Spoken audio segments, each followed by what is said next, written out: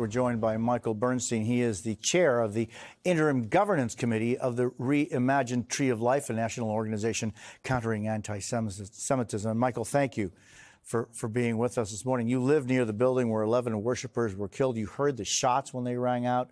What goes through your mind as this trial begins now? Yeah, thank you, Jose. Well, this trial has been a long time coming for this community.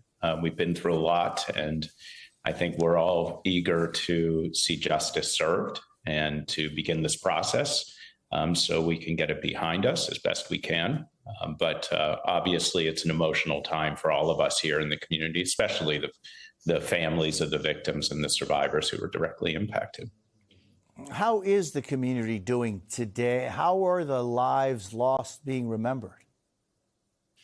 Well, the community, we're blessed. Pittsburgh is a very strong, and I use the word community broadly, beyond just the Jewish community. One of the amazing things following the events on 10/27 was the outpouring of support from the broader community, the Muslim community, the Christian Catholic communities, obviously nonprofits, for-profits. So we're really fortunate in Pittsburgh that an attack on one was an attack on all. And I think that's helped heal or at least hold the trauma felt by many. So I think that's been wonderful in terms of moving forward. We're looking forward, as you mentioned, reimagining what Tree of Life can be. Tree of Life was a synagogue that actually hosted 3 synagogues on the day of the shooting. There was the Tree of Life congregation, Dor Hadash, and New Light congregation.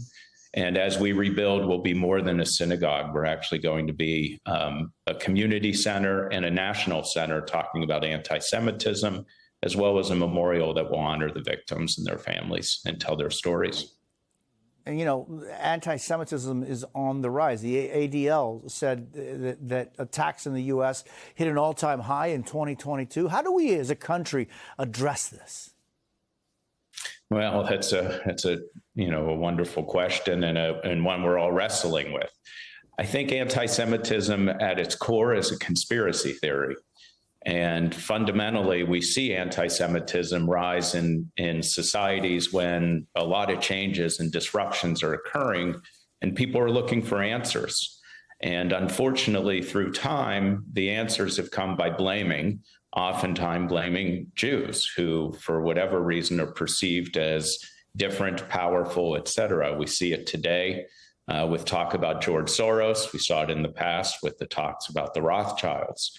So how do we deal with it? We have to deal with it in a multi-pronged fashion. We have to educate first and foremost. We have to make people aware of even identifying what anti-Semitism means and how to see it.